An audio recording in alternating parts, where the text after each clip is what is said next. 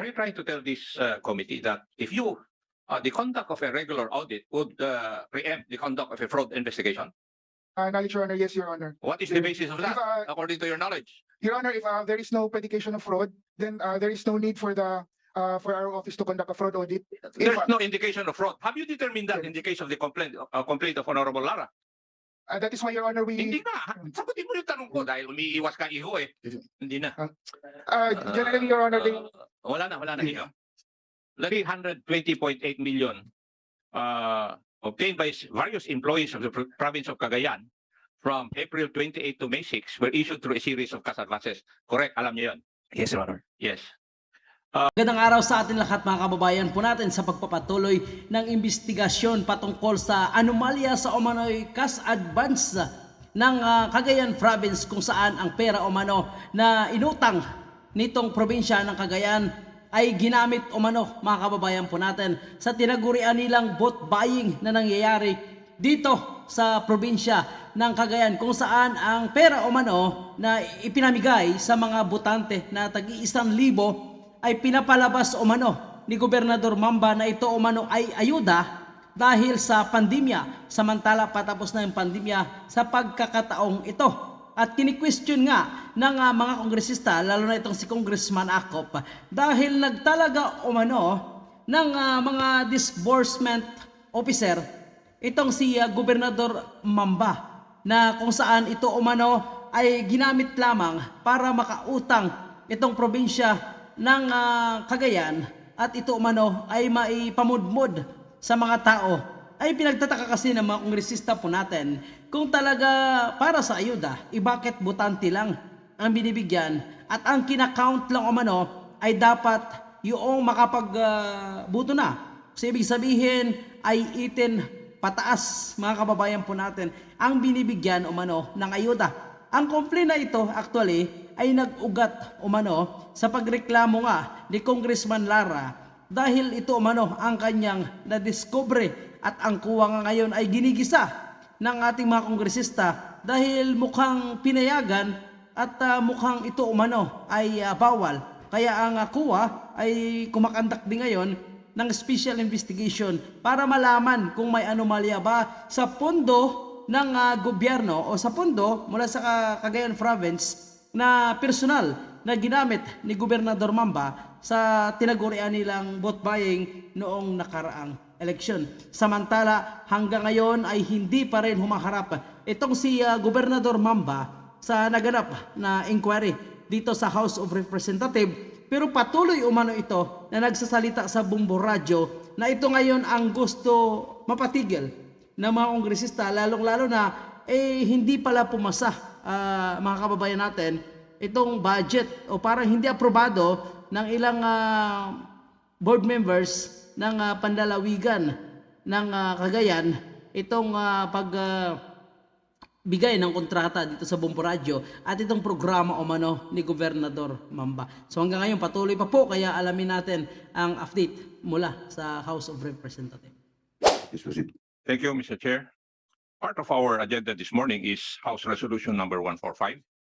Resolution urging the Commission on Audit to conduct a special audit and or fraud audit investigation on the illegal expenditures of the provincial government of Cagayan during the campaign period from March 25, 2022 to May 8, 2022. May I ask COA, has there been a request last year insofar as the conduct of a special audit or fraud audit investigation is concerned? Your Honor, on my part, Your Honor, I requested for a special audit, Your Honor, last year. And, with your indulgence, ang tanong ko po meron po bang nag-request na mag-conduct kayo ng fraud investigation? Yes, Honor. Pakisagot lang po ng Yes, Honor, it is. sino po? It is Honorable Congressman Joseph Lara, Your Honor. Last year. Yes, Your Honor. Okay. Kasi hindi siya magpa-file ng House Resolution kung inaksyonan nyo ito. Di po ba? Hindi po siya magpa-file ng resolution dito sa Congress kung inaksyonan nyo yung request niya last year. Tama? Yes, he will not file a resolution here kung satisfied siya sa ginawa ninyo dun sa kanyang request. Yes, Your Honor. Yes. Now, may I know the status of this fraud investigation? Sir, may I refer you to the Division Chief from the Fraud Audit Office, Honor, to answer your query. But on my part, Your Honor, I requested for special audit and now the ball is in their hands, Your Honor, the Fraud Audit Office. Thank you. Mr. Chair? Mr. Yes, Chair, you're recognized. Please identify yourself. I'm Attorney Patrick Ryan Teves, Your Honor, from the Fraud Audit Office of COA. You have taken your oath? Yes, Your Honor. Yeah, please proceed. Your Honor, that is right, Your Honor. The House Resolution number 145 of Honorable Lara, Your Honor, was we received that on September 22, and we requested for an evaluation report from the audit team leader, Mr. From the ATL on November 14, and so we also made a fraud case evaluation report, Your Honor, on December 13, 2022. And under our FSIR, we call that an FSIR, fraud case evaluation report, we recommended additional audit procedures for the ATL to recommend and to conduct for the regular audit. So as far as the Fraud Audit Office, Your Honor, is concerned, we requested the ATL to conduct additional audit procedures since it is still not, we see there are recommendations such as the issuance of a notice of disallowance for the whole transaction, Your Honor. Mr. Chair. Mr. Chair, my question is, what is the status of the complaint of the Honorable Lara for the conduct of fraud investigation? Nasaan na po ba? Tapos na po ba? Ginagawa pa rin ba? O ano? Yun po ang status na gusto kong marinig sa inyo. Mr. Chair, under our FSIR, we recommend for the issuance of the notice of disallowance by the ATL. So that is If you're doing that, yes, sir. anong status nun? Na investigation ng fraud audit? Sir, Tapos na? Your Honor, our recommendation is not for the issuance for the conduct of fraud audit, but for regular audit. Since the ATL has already issued an AOM, they have to finish their audit, regular audit, since there's no need for a fraud audit as of now. What? What made you say that there's no need for a fraud audit when the complainant is asking for a fraud investigation? Sir, Your Honor, under our evaluation, the ATL has already started with an AOM, so they have to finish their audit. And our recommendation, among several recommendations, we already recommended for the issuance of a notice of disallowance. So according to our ATL, they have already issued a partial notice of disallowance, and then there's another batch for finalization. So if there is a notice of disallowance, Your Honor, there is already no need for a fraud audit per se, since they have already conducted a regular audit. And this notice of disallowance, Your Honor, will be referred to the Ombudsman for further for appropriate Wala action. pa tayo dun sa ombudsman. Hindi nyo pa nagagawa. Dapat yung gawin. Yes, please proceed. Are you trying to tell this committee that if you, the conduct of a regular audit would preempt the conduct of a fraud investigation? Is that what you're trying to tell us? Yes or no? No, Your Honor, but upon our evaluation, Yes or no lang. No. pardon, Your Honor, may I hear your question again, Your Honor? Yes. Are you trying to tell this committee or the two committees that if there's a regular audit conducted, it will preempt the conduct of a fraud investigation? Is that what you're trying to tell us? Your Honor, generally, if there are already Yes or no? Sabihin mo na yes or no kasi marami pa magtatanong sa inyo eh. according to my knowledge, Your Honor, yes, Your Honor. What is the basis of that, If, according to your knowledge? Your Honor, if there is no predication of fraud, then there is no need for for our office to conduct a fraud audit. There's no indication of fraud. Have you determined that in the case of the complaint of Honorable Lara? That is why, Your Honor, Hindi nga. Sagutin mo yung tanong ko dahil umiiwas ka iho eh. Your Honor, we request. Was there an indication of fraud insofar as the complaint of the Honorable Lara is concerned? Under our FSIR, Your Honor, Was evaluation, there? That's answerable by yes or no. not yet, Malapit Your na rin ako Honor. mapikon eh. It is still premature, Your Honor, for us to Oh, so determine Why if there did is fraud. Why did you not do anything insofar as the complaint of the Honorable Lara is concerned? Your Honor, the complaint by Honorable Lara was we asked for the ATL to give us an initial evaluation report, and from that ER we made an FSIR. And our according to the regional director of the region COA Regional Office number 2, there is no need for, may I read, Your Honor, the recommendation? Hindi na. Generally, Your Honor, they, Wala na issue. Let's go to another issue. Are you aware of COA Memorandum Circular number 97002? The COA representative? yes, Your Honor. And what is it all about? It's the rules and regulation on the settlement of accounts, Your Honor. Oh, in other words, it also state there that it governs cash advances. Sige, magtanungan muna kayo para tama yung isasagot nyo sa akin.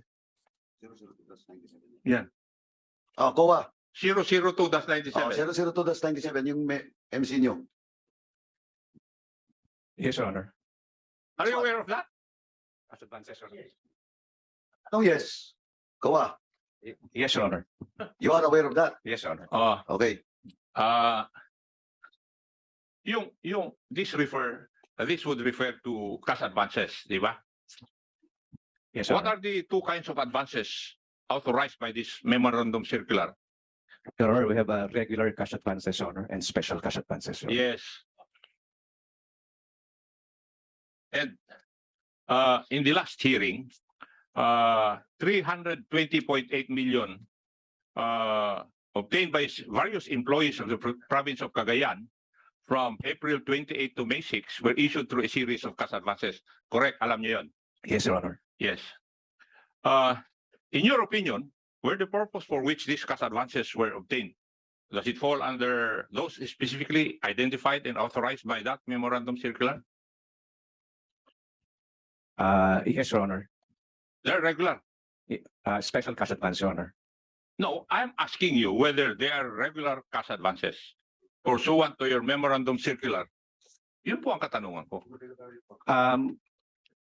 Sir, I don't know if I get you right. Are you questioning, Your Honor, about the regularity of the cash advance, Your Honor? Sinasabi ng memorandum circular ninyo, sabi ko na, the grant of cash advances is limited to the purposes specifically identified and authorized in the rules. So it should be specified. To wit, for the payment of salaries and wages, commutable allowances, honoraria to officials and employees, and petty operating expenses. And letter B, for the payment of field activity current operating expenses and official travel related expenses. These are special cash advances na kagaya na sinasabi mo. Yes, Your Honor. Ngayon, yung cash advances na ginawa nung 14 ba o 12 na designate na special disbursing officers ng Cagayan, would it fall under any of the A and B? It falls under B, Your Honor, special cash advance, Your Honor. And letter B is for the payment of field or activity current operating expenses and official travel related expenses. I-relate mo nga kasi hindi ko po alam to eh. Your Honor, the cash advance was made for the payment of MOOE, Your Honor. In under 3.2.1, Your Honor, it's a current operating expenditure or cash advance for current operating expenditure, Your Honor. Your Honor, Yung specification ng MOE kasi, PS, MOE at saka capital outlay. Could you please give me the programs, projects, and activities under MOE na pinag-cash advancean? Your Honor, the first one, they got it from the first under the governor's office, Your Honor. They got it from the development assistance to LGUs, Your Honor, donations, Your Honor, and then Ko lang sa iyo, ano yung MOE, maintenance, and other operating Other operating expenses. ano yung mga maintenance and other operating expenses, which were the subject of the cash advances? Yes, Your Honor, I mentioned it's under donations, Your Honor, under And then MOE. Donations and of the different. Naging MOE and donation. Uh, Sino ang nag-donate? City government, provincial government, or private persons? no, it came from the provincial government, O Your yung Honor. mga maintenance and other operating expenses, donation? You know, there are, as I was mentioning, Your Honor, they got in from the Social Welfare Development Program, Your Honor. Sinasabi ni Congressman.Acop, maintenance and other operating expenses that will be the subject or the reason why 328 million pesos per cash advance. Kaya ano yung MOEE? Alam natin, maintenance, gasolinahan, repair, etc. Yan yung sinasabi mo namang MOE. Oh, Yes, Your Honor, they got it from, hindi yung GAT, yung kasi object of expenditure. yes, Your Honor. Kailangan ang babayaran nila under the circular MOOE. Ano yung MOOE? Na binayaran ng cash advances. Your Honor, under the budget of the province, the sources came from the Hindi bonus sources, program in the yung MOE. babayaran ng tinatanong natin. Yeah, it is used as operating expenditure. They paid it for the operating expenditure, Your Honor. For Operating expenditures, Your ano Honor. yung operating expenditure na binayaran? These are the programs, Your Honor, intended for the operations of the provincial government. But Your Honor, if I may add, Your Honor, we issued a final audit action. Tinoy, tinatanong lang namin, mahaba nga tayo, mahaba. Hindi pa ako nakakapagtanong. Please continue, Congressman Acop, if you are satisfied. If not, take the appropriate action. Before Congressman Acop, Chairman Acop will proceed, let me acknowledge the presence of our Vice Chairperson, the Honorable Jervil Luistro of the Second District of Batangas. Thank you for coming, ma'am. Thank you. Please proceed, Chairman Acop. Iho, taga-COA ka, di ba? Yes, Your Honor. Okay. Ano po ba yung mga expenditure under MOOE na dapat gastusan ng isang government unit? Ang tawag po natin doon kung sa budget babasahin natin, programs, projects, and activities under MOOE. Tama? Yes, Your Honor. O alam mo yung dapat COA ka Yes, Di ba? Now, matanong kita sa 320.8 million pesos, ano po yung PPAs or parte projects under MOOE na ginastusan nito? Yun lang po ang katanungan ko. Ito po yung sasabi ko, Your Honor, yung kumuha sila po sa first ay yung development assistance to LGUs, and then they got it from the Social Welfare Development Program Fund, Your Honor, and they also got it from the Calamity Fund, Your Honor. Hindi ko naman tinatanong yung source iho It is financial assistance, Your Honor. Ah. They included it as financial assistance, Your Honor. Uh, The program. Mr. Vice Governor, doon pa sa budget nung taon na yun, meron po bang specific program for pandemic relief assistance of the province of Cagayan? Doon sa inyong budget? Noong Mr. Chair, in 2021, as well as I think there was some, but just a small fraction of the budget, Your Honor. Opo. Pero Meron. yes, Would it amount to 320.8 million yung inallocate po ninyo? no, Your Honor. No. There was no in terms of the mother budget itself, there was no that kind of amount, Mr. Chair. Yeah. May I ask also the auditor? Were all the officers and employees who were granted cash advances permanent employees of the province? Yes, Your Honor. Yes. First question, did you evaluate each cash advance? Yes, Your Honor. And you did not find that these were excessive? We found it excessive, Your Honor. No. Did you recommend the reduction of such amount? Your Honor, we included that in our audit observation, Your Honor, that the cash advances were more than the allowed under their band, Your Honor, more than their maximum cash accountability, Your Honor. And that's why we issued the AOM, Your Honor. Okay. One of your duties as an auditor pursuant to that memorandum circular is the auditor shall conduct an examination of the accountability of each accountable officer at least once every semester, or as existing regulations of the COA require. Did you conduct such investigation insofar as you not designate na disbursing officers ng Governor ng Cagayan is concerned? Yes, Your Honor. Did you take note na hindi naman sila regular na disbursing officers? Binigyan lang sila ng order ng provincial governor na maging disbursing officers? Yes, Your Honor. Is that regular? Yes, that is allowed, Your Honor, designating the governor designating as special disbursing officers. That is allowed. It is not violative of any of your rules and regulations. With respect to the designation, Your Honor, I think it is allowed by the rules, Your Honor. So it is all right for the governor to designate a provincial warden to be a special disbursing officer? For this case, Your Honor, since special purpose, Your Honor, although it is within its function, Your Honor, as a provincial warden, for this special purpose, We just we just presume the regularity of the designation by the governor, Your Honor. Huwag kang mag-mention ng legal principle na regularity na ginawa ng kwan because that is a disputable presumption. Yes, Honor. Tama? Yes, Honor. Hindi naman absolute yung presumption na yun eh. Yes, Honor. It's disputable. Tama. Yung pag-conduct mo ng examination, ay nakita mo ba na banded sila? When did they file their bond? Sir, not all of the employees who made the cash advances, Your Honor, were banded, Your Honor. Does that make the cash advances irregular? Yes, Your Honor. Yes, and what is that part of your finding? Yes, Your Honor. Anyway, yung trabaho rin ninyo, di po ba? You should see to it that the accountable officers must submit their cash books, cash and cash items for examination. Tama? Yes, Your Honor. Did you demand its presentation? Yes, at the time of the cash examination, Your Honor, we demanded the presentation of these documents, Your Honor, at the time of cash. Yes. Yung liquidation of cash advances, na-liquidate na po ba nila lahat? Yes, Your Honor. Yes. And was the liquidation in accordance with your circular?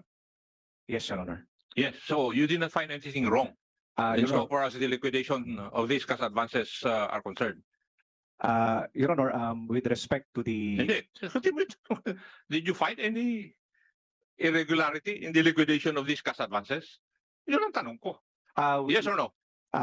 no, Your Honor, there are some after post-audit, Your Honor, we found some irregularity deficiencies, Your Honor. Yeah. And there's a time frame for the liquidation of such cash advances. Yes, Your Honor. Did they also comply with that? Yes, Your Honor. And after the disbursement, did they continue to be disbursing officers? Yes, Your Honor. And since you have found irregular, shall we say, activities insofar as the liquidation and the violation of cash advances insofar as your memorandum is concerned, what was your recommendation?